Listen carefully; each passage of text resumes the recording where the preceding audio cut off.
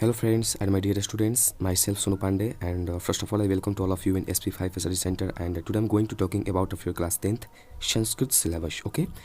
तो आज हम इस वीडियो में क्लास 10th के संस्कृत के बारे में डिस्कस करेंगे, चर्चा करेंगे कि बोर्ड एग्ज़ाम में क्लास 10th में व्याकरण से कौन कौन से चैप्टर आते हैं और कौन कौन से चैप्टर पढ़ना है और कितने नंबर का वो आता है, फिर आपका बुक से कितने नंबर का आता है और कौन कौन से चैप्टर पढ़ना है। ठीक है, तो इन सब चीज़ों को इस वीडियो में मैं बताऊंगा।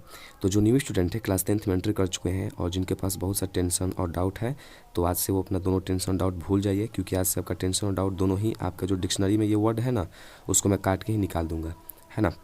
इसके बाद अगर अभी भी आपके पास डाउट और टेंशन है तो उसको एक पोटली में बांध करके अंडमान निकोबार में फेंक दीजिए। ओके, तो आज एक्चुअली हम उपसर्ग पढ़ाने वाले थे, उपसर्ग का वीडियो अपलोड करने वाले थे, लेकिन उसको नहीं किए क्योंकि मैंने सोचा कि क्यों ना मैं बोर्ड एग्जाम का पूरा सिलेबस का एक वीडियो बनाकर अपलोड कर दूं, जिससे स्टूडेंट्स को देखने के बाद उनके अंदर का जो कॉन्फिडेंस है वो दोगुना हो जाएगा। और ये जानना बहुत ज़रूरी होता है कि हमारा सिलेबस क्या है और हमें किन किन चीज़ों को अध्ययन करना है, पढ़ना है किन किन चीज़ों को। ठीक है, तो चलिए आपका व्याकरण को देखते हैं। व्याकरण में देखा जाए क्या क्या पढ़ना है। उपसर्ग पढ़ना है 3 नंबर का, प्रत्यय पढ़ना है 3 नंबर का, समास पढ़ना है 3 नंबर का, ठीक है, संधि पढ़ना है 3 नंबर का, शब्द रूप पढ़ना है 3 नंबर का, धातु रूप भी पढ़ना है 3 नंबर का, कारक एवं विभक्ति पढ़ना है, इसके जरिए सूत्र पढ़ा जाता है और जिसमें हम अनुवाद बनाते हैं 3 नंबर का पढ़ना है, अनुवाद 6 नंबर का पढ़ना है, अनुच्छेद लेखन 7 नंबर का आता है, पत्र लेखन 8 नंबर का आता है, 4 नंबर का 2 रहता है। ठीक है, अव्यय एवं वर्ण विचार जो है ये तो खैर आता नहीं है, लेकिन मैंने इन दोनों को भी इंक्लूड कर लिया। ये 7 चैप्टर है, इनमें दो को इंक्लूड कर लिया क्योंकि वर्ण विचार से बाय द वे क्वेश्चन आ गया तो दिक्कत ना हो, और अव्यय से तो 1-2 आता ही है, जैसे तुम कुत्र गच्छसि, तुम कहाँ जाते हो, इस तरह का क्वेश्चन अगर आ जाए तो उसमें अव्यय पहचानना पड़ता है, तो प्रॉब्लम क्रिएट ना हो उसके लिए मैंने इन दोनों को भी इंक्लूड कर लिया।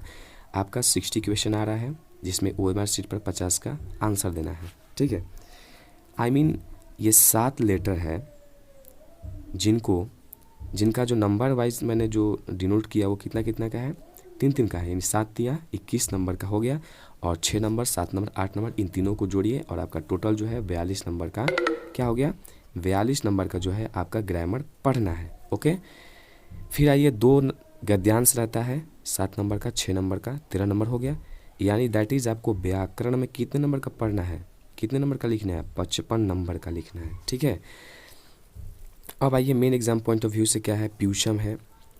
जो न्यू स्टूडेंट है जिनके पास अगर बुक है वो तो ठीक है, जिनके पास नहीं है अपने नेबर्स ले लीजिए, परचेस करिए और फटाफट अपना जो बुक है ओपन करिए और अपने चैप्टर को देख लीजिए। पहला जो है मंगलम है, दूसरा पाटलिपुत्र, तीसरा अलस कथा, चौथा भारतीय संस्कार होगा, 5वां भारत महिमा है ना, 6ठा भारतीय संस्कार डॉट करके मैंने शास्त्रकार 14 लेसन तक मैंने लिख दिया। इन चैप्टर से 14 लेसन है, इनमें से 45 नंबर का क्वेश्चन आता है। चलिए देखते हैं 45 नंबर का कैसे कैसे आता है। देखिए, सारांश आएगा समरी लिखने का, मंगलम को संस्कृत में पढ़ना है, फिर इसका हिंदी बताएंगे।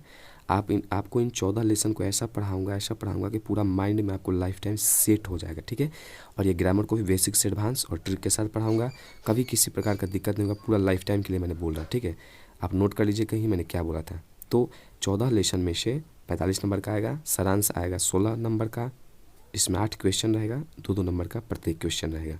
ठीक है, तो 8 दूनी 16 हो गया, बचा 45 में से 16 गया, 29 नंबर का आपका ऑब्जेक्टिव क्वेश्चन रहेगा। इन्हीं चैप्टर में से 14 चैप्टर में से 29 क्वेश्चन रहेगा। ठीक है, आई होप कि आप इन चीज़ों को समझ लिए। अब आइए आपका एग्ज़ाम में कैसे आएगा। जब आप एग्ज़ाम में बैठिएगा, या फर्स्ट टर्मिनल हो, सेकंड टर्मिनल या एनुअल एग्ज़ाम हो, तो वहाँ आपके पास 2 सेक्शन होगा, खंड क खंड ख होगा। एक में वस्तुनिष्ठ होगा जिसको OMR शीट पर करना है, बुक से 29 क्वेश्चन रहेगा इन्हीं चैप्टर में से, मंगलम पाटलिपुत्र, अलस कथा, व्याघ्रपति कथा, है ना, कर्ण से दान वीरता, उसमें से 29 क्वेश्चन रहेगा, और 21 जो है ग्रामर से रहेगा। ग्रामर से कैसे, वो 7 चैप्टर है ना ऊपर ये जो मैंने लिखा, और 3-3 नंबर का है तो 7 या 21, मतलब कि बुक से 29 21 हो गया 50। फिर आपका सब्जेक्टिव रहेगा जिसमें आपको देखिए सब्जेक्टिव में क्या क्या पढ़ना है, सब्जेक्टिव में आपको क्या क्या लिखना है, और वहाँ जो लिखना है वो अनुवाद 6 नंबर का बनाना है आपको लिखना है, अनुच्छेद 7 नंबर का, पत्र लेखन 8 नंबर का, गद्यांश 13 नंबर का, सारांश 16 नंबर का, हिंदी में सारांश लिखना है। ठीक है, तो आपका कितना हो गया, 50 मार्क्स का ये भी हो गया, दैट इज़ 50-50 आपका कितना हो गया, 100 मार्क्स का क्लियर हो गया। ठीक है, आई होप कि अब आप अच्छा से एकदम बिल्कुल समझ लिए होंगे अपना सिलेबस, और अब आप 90+ मार्क्स लाइए है ना। अब आप ऐसा मत सोचिए कि 90 प्लस 95 96 97 98 ये सब कैसे आएगा। मैं मेरा दावा है, मैं आपको ऐसा पढ़ाऊँगा कि आप 98 90 प्लस ज़रूर लाएंगे, है ना। तो उसके लिए आपको क्या करना पड़ेगा कि आपके फ्रेंड्स को भी प्रॉब्लम होगा तो आप इस वीडियो को शेयर कर दीजिए, और अगला जो वीडियो आएगा उसको भी शेयर करिए, है ना। और आपके पास ये प्रॉब्लम नहीं रहेगा, ना ही आपके फ्रेंड्स के पास। चलिए, then you have to decide what you want to do, and if you want then pause the video and have a note of this written, okay। अब इस चीज़ को नोट कर लीजिए। अब इट्स अप टू यू, अब आपके ऊपर है, इसको नोट कर लीजिए, वीडियो को पॉज करके देख लीजिए, ठीक है।